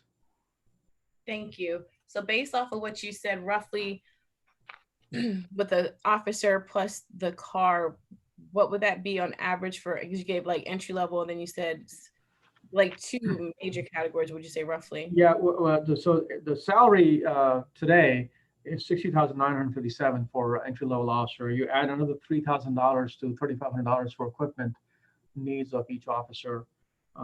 For a vehicle, you're looking from the low end of about $25,000 to high end of $50,000, depending on the kind of car that you get. So if you add more officers, you're going to have to add vehicles as well. That's like roughly $100K, give or take. Equipment needs, yeah. You would not necessarily have a car per officer, but you would, in patrol, you would probably have at least 4 cars to add for the 6 officers because there's some sharing that occurs. And if you actually even do go to the community engagement, each ward having their own a police officer that's assigned to them. They work as a team, but that's the liaison for that particular ward. You probably want to have at least 4 cars for them. So we're probably talking about 8 new vehicles. If you go with with all the suggestions that we have, and that's just on the uniform side. That doesn't include stuff that we might need from investigation side. I think we're okay for time being, but if the volume doesn't go down, then that might become an issue also for us, how much we can investigate after the fact. Thank you, Councilor Randolph. So let me reiterate, you're looking at needing today optimally about 4 officers uniform. Optimally, no, 6 officers on the patrol side. 6. Okay. 6 on patrol side, but again, that's just one part of the aspect. Yep. Got it. Yeah, then you also need at least, I mean, and optimally, I would want an officer for each ward from a problem-oriented policing perspective. So a lot of the stuff that we don't have time on patrol, we can really delegate to that unit. I currently have taken 2 patrol officers and made them community engagement teams. So there are 2 guys who work on that for now, but that really is taken away from patrol and the resources that were needed on that side. So you're with cars and equipment, 6 officers. You said you needed 8 cars. No, altogether, I would say optimally we need 14 officers and 8 cars. Say that again, because you broke up. I'm sorry. Sorry, optimally will be 14 officers and 8 vehicles. And what he said earlier, I know what you're talking about because I wrote down the same thing. He said if you do 6 officers, that's 4 cars. Yeah. Okay, 6 and 4. So, yeah. It's up there. It's up there. Yeah, quick math. Officers and a car at 100,000. You're looking at 14 officers. We're looking at well over $1 million, almost $1.5 million, and with the extra 2 cars. Okay. So 6 officers. Well, you asked for it, Councilor, so I'm giving you that. Yeah, I'm starting to stammer over here. I knew we needed officers, but this is nothing to joke about. We need to look at this, and this for me is a priority to at least add some officers on the street. I know that you get constantly get it over to us that officers are not going to totally prevent crime, but to be understaffed or out of the realm with 14 officers, that's pretty significant. March, if we pay officers, it's an ongoing cost. So this is a cost that's not a one-time, and it has to be paid again and again. Cars age out how fast? I would say, well, right now we probably don't replace them as quickly as they really age out. Right. But I would, and Chief, correct me if you have a different number, but I would think a car may last us about 5 years. We're certainly not replacing them at that kind of a rate right now. But, you know, if we really wanted to get into looking at replacement scheduling, that's probably the number that I think we would probably be starting at, given the type of wear and tear and not necessarily say mileage that they're getting, but the type of miles they're getting and the wear and tear that they have on them. So you would, I mean, that's one of the things that I did, which is a fleet manager a long time ago. So it really is about a 6-year cycle that you're looking at, especially in an urban environment like we are, where the miles are really not going to be on the car, but what you have is you have a lot of stop and go. And that wear and tear is quite bad. And usually it's about 6 years, anywhere between at least about 50,000 miles, which is, I mean, we have at least 8 cars that were over 100,000 miles. I think 12 cars over, or 13 cars over 75,000 miles right now. We, you know, some of the cars we joke about, we put them together with Band-Aids just to kind of make sure that we have the vehicles for our officers. So yeah, ideally you're looking at a 6-year replacement cycle based on what we do here. Now, if you were state police, you know, you're driving miles and miles, you can put a lot more miles on it, and it's kind of different for that kind of environment. Yeah. Okay. Well, it's $60,000 for 4 officers. We're looking at an ongoing annual increase of $240,000. And that's not even close to what you need. 6 officers, of course, would be $360,000, not to mention the $140,000 for their cars. So we're looking at what you would like to see from council at some point is a $500,000 increase to your budget to add 6 officers and 4 vehicles. Is that correct? For patrol, and that doesn't even Yes. address the issues that I have in communication, because my minimum staffing is my maximum staffing communication. I'm not even Well, close. and that's part of it. Are you understaffed? How many dispatchers are you looking at? But dispatch wise, we are at 10 dispatchers. We have 8 full-time dispatchers, 2 part-time dispatchers, and just next door to us, Prince George County, which has a lot less volume, they have 17 dispatchers. You really need to have more than your minimum staffing cannot be your maximum staffing. You're probably looking at 4 per shift, because we receive about 95,000 calls that come into that communication center. That's not a call for service that we get or the fire department gets, but those are the number of calls that they receive. That's annually. 95,000 calls. 95,000 calls annually? Yes, ma'am. Okay. Okay, so what's the average entry level for dispatch costs? I think they're making the low 30s, I believe, ma'am. Somewhere between 30 and 35. We'll just Yeah. guesstimate there. And we would need to probably, okay. So we're looking at $600,000 at least. So just real quick, a full-time dispatcher salary and benefits is about $48,000. Wow. Okay. And what Chief hasn't mentioned, which is not included in that 90 to 95,000 calls, is as we get into more of text to 911, then we probably will see some of that volume increase. Yeah, we're already getting that. And these costs, Counselor, are based on the current climate. I can tell you that our competitors around us are looking at salary increases. We're probably going to be at the lower end, if not the lowest, sometime next year or soon thereafter. Randolph, if you don't mind, I have a question about the, what was the number that he started off with dispatchers? I'm writing down this as well. I got the salary, and I heard what he said about Prince George. What was his number? Prince George County currently is at 17 communication staff members. So we have none. Yeah, we have 8 full-time, 2 part-time. They have 4 people working per shift, which is what you need. We have 2. So when we have our full-timers take time off, we have to fill that with overtime.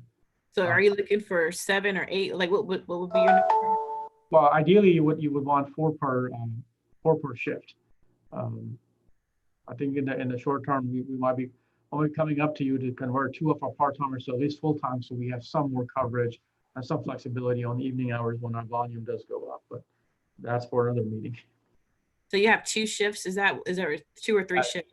We have 2 shifts, 4 squads. So they work the same schedule as our officers. So they have A squad first shift that comes at 6 in the morning, works at 6 p.m. And then evening shift that comes at 6 p.m. and works until 6 a.m. And then we have 2 part-timers that fill in on the weekends for a volume perspective. Okay. Did you get what you needed? Yeah, I think so. I just have another questions. Just wanted to ask. No, I appreciate it. I was just trying to keep track of your line of questions. So I can write down the numbers too. Go ahead. Mr. Altman, where are we going to get this money from?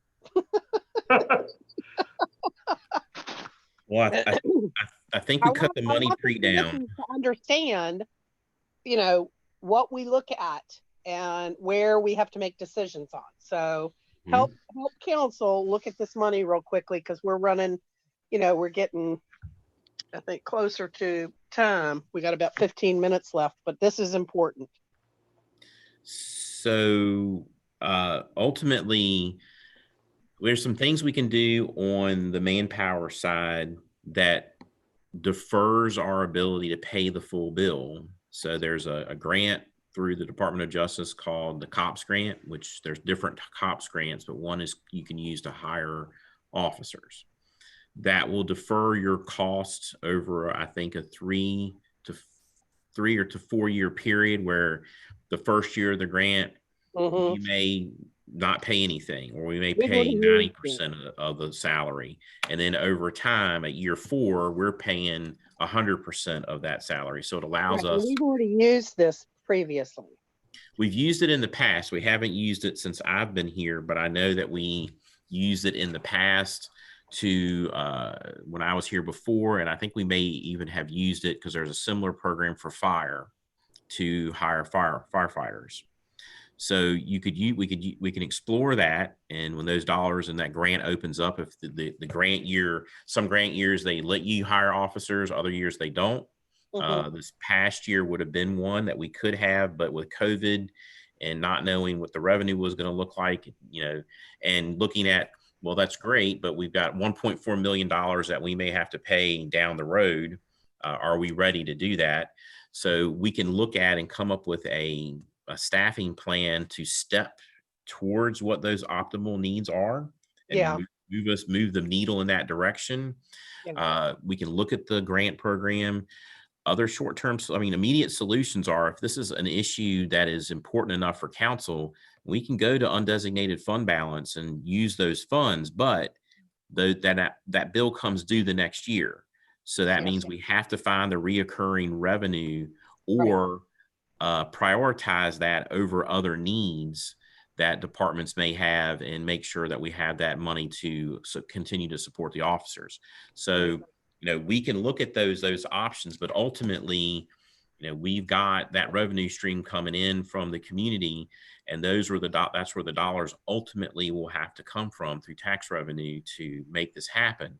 And I'm not going to say that you can't put a price on safety.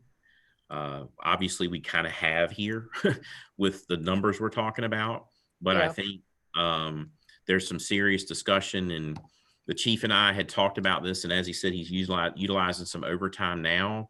And as we work through his current overtime, he and I have had the conversation about providing some supplemental funding for overtime to get us through a point in time in this calendar year.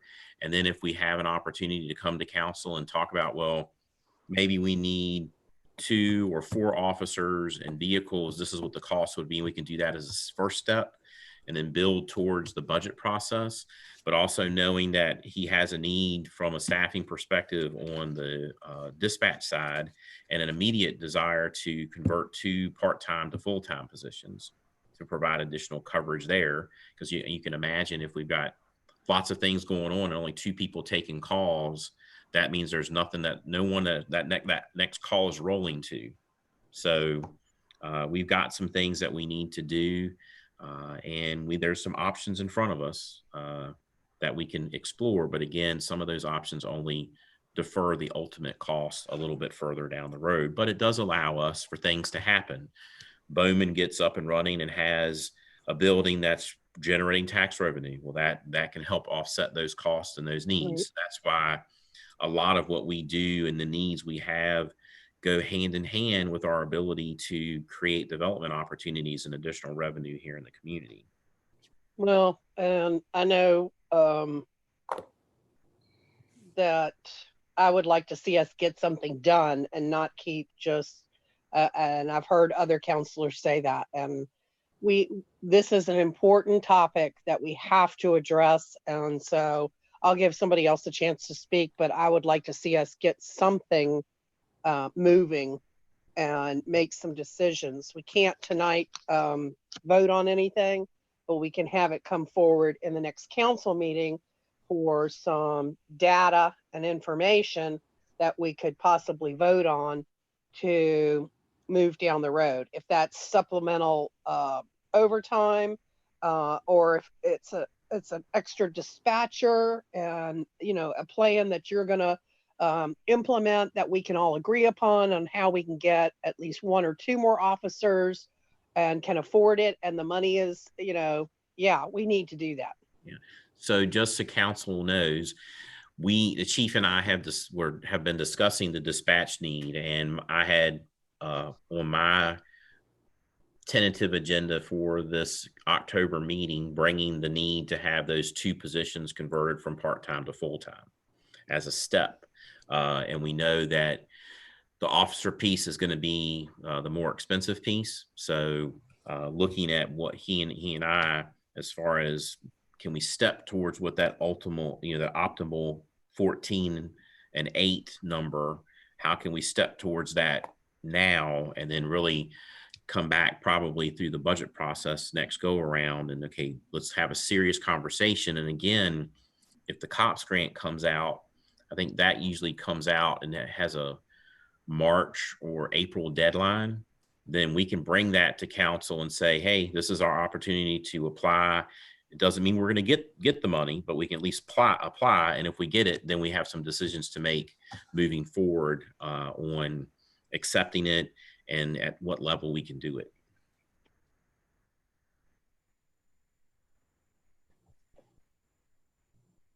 Okay. So that'd be at the October meeting with the options. Mr. Altman? The October meeting, we were looking at bringing forth the dispatch issue. So you'll be unable to bring us some officer options at the October meeting?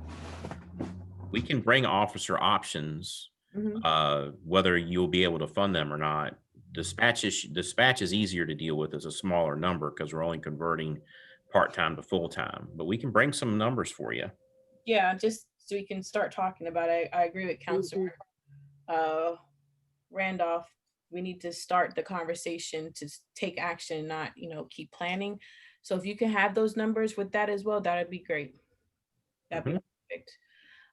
Councilor Parton. Mr. Altman, you talked about these deferral cost grants.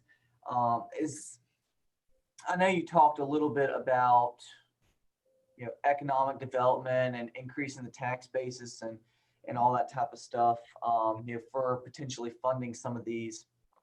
But is there, I guess, when we look at it, I know I'm pretty confident we're going to end up having to raise taxes in order to pay for something like this. I mean, this is it's a large expense, even if you try to piecemeal it or bite it off in stages and steps.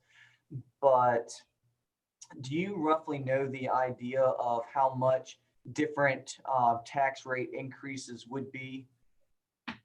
Should we raise in real estate, personal property, M&T, business licenses, etc.? I don't have all of those readily available. The one we always usually talk about is what the effect of a penny on the real estate tax rate would be to a revenue perspective. So that penny, if you raise the real estate tax rate a penny, I believe that generates about $135,000 to $140,000 in revenue. Right. 30. So if we want to talk about, taking that 14 number and multiplying that by $65,000 and then dividing that by 140,000, that'll give you the number of pennies you need. That doesn't account for the cars. The cars are going to be a capital expense. So you may want to look at utilizing one-time funds to do those, as opposed to, unless you want to we want to get into that replacement scheduling, and then we need reoccurring funds every single year. But initially, the startup, you look at one-time funds to buy these vehicles to outfit these officers and get that done. But you're definitely going to have the reoccurring revenue to pay salary and benefits every year from here on out. Right. And I guess that kind of just goes back to, having some of that information for us at the next city council meeting or the meeting in which we will be, voting on, these positions. So it gives, us and the public, a sense of, how we're going to essentially fund this, because I don't think that you're going to be able to cut, as you know, optimistic as I am, and as much as I do enjoy, trying to, reduce budgets, government budgets, and stay away from tax increases. This is something I just don't think that it's going to be, feasible and, actually, capable of doing without, raising tax rates in the long term. But do you know of any federal or state money that's, permanent money for, hiring police officers and some of these capital improvements, not capital improvements, but capital expenditures like police cars and equipment? So I would tell you that there really isn't a federal source that I'm aware of permanent funds that would address all of this need. I would tell you, I would suggest, not tell, but I would suggest that this is an opportune moment to lobby our legislative delegation here at the General Assembly. 599 funds, which were created as a result of the moratorium on annexation. So cities were to get additional funding for public safety, primarily for police, as a result of the ability not to be able to annex. This was in 1990, and it was available to communities with police departments. And at the time, that was cities. Now we have counties who have police departments, and they get a substantial amount of those 599 funds, which were created to prevent us cities from annexing them. So it would be a great opportunity to have a conversation with Senator Morrissey or Delegate Coiner about looking into that and directing some of those funds or more of those funds, budgeting more at the state level to come to cities.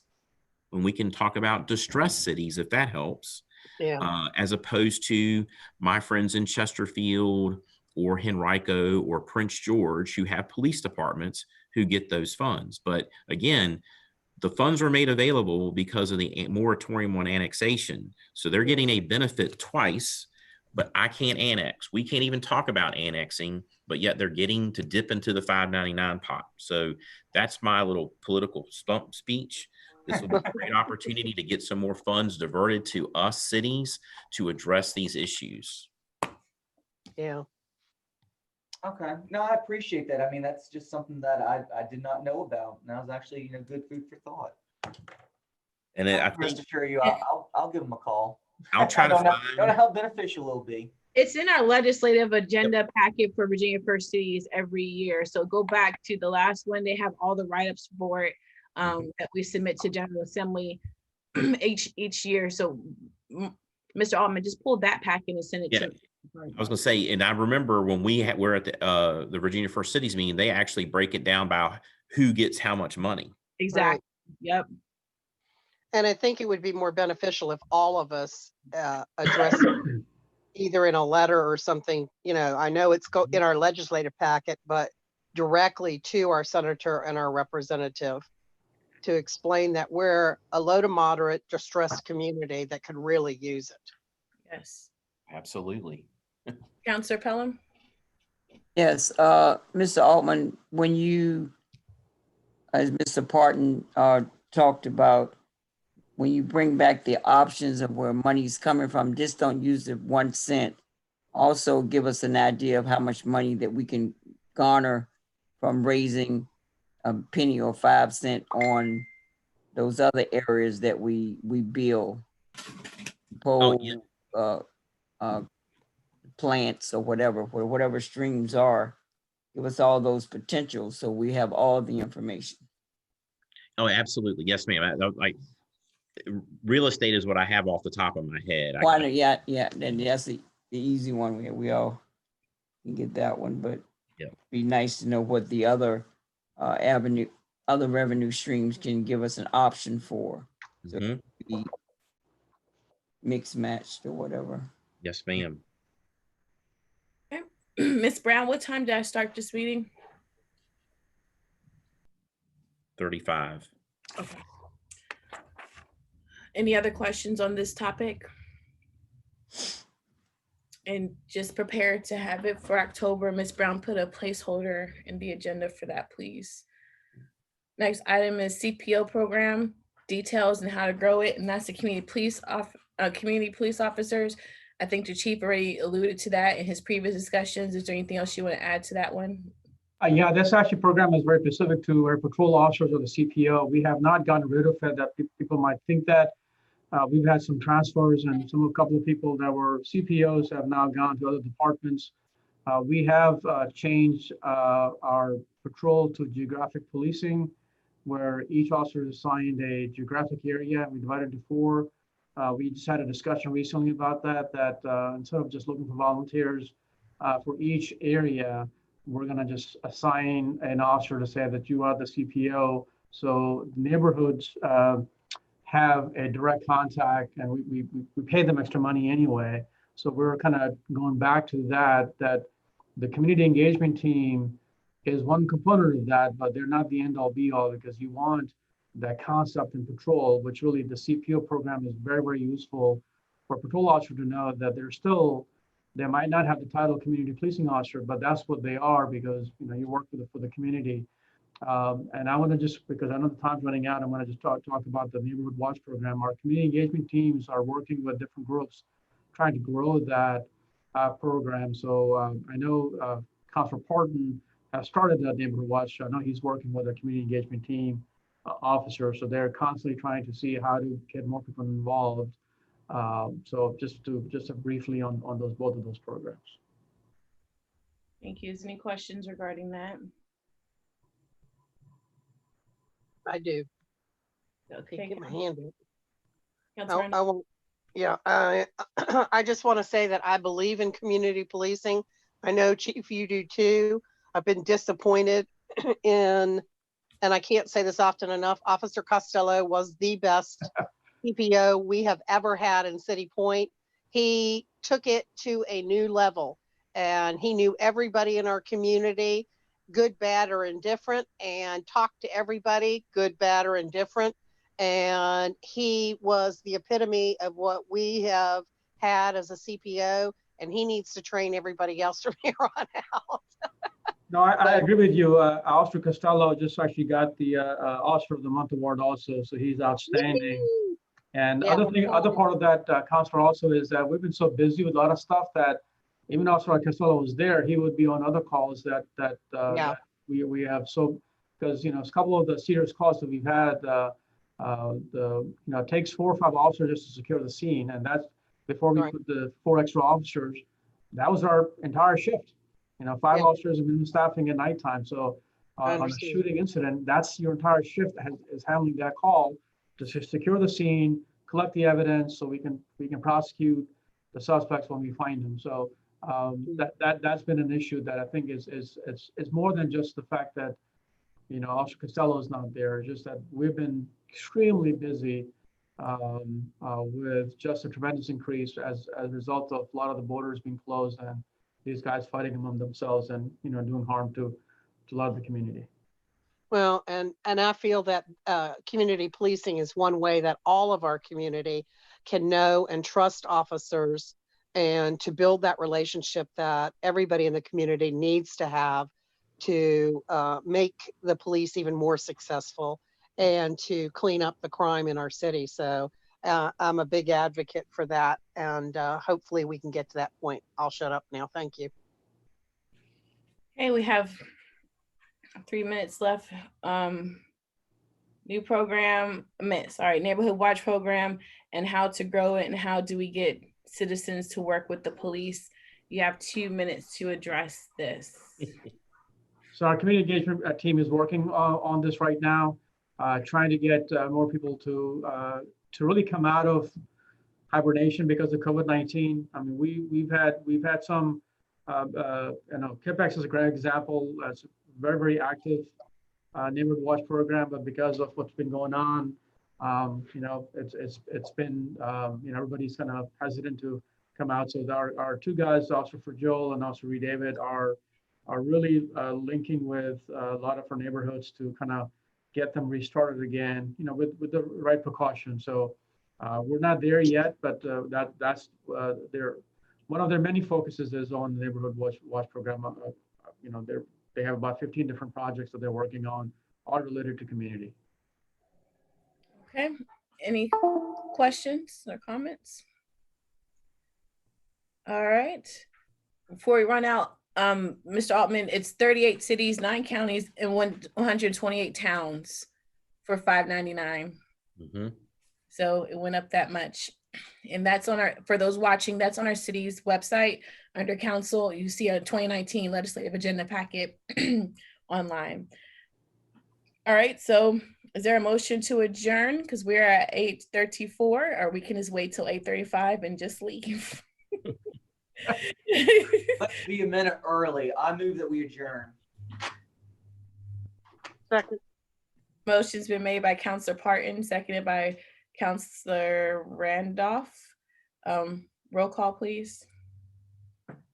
Counselor Parton, Yes. Mayor Gore, Yes. Counselor Denton, Yes. Counselor Pelham, Yes. Vice Mayor Bennett, Yes. Counselor Randolph. Yes. Meeting is Thank you. adjourned. Meeting is adjourned. And Ms. Brown, did you annotate when Counselor Pelham came into the meeting? 7:25. I Thank you, Good Chief. girl. Thank you, City Manager. thank you all for your time. Have a good night. Thank you. All right, good night.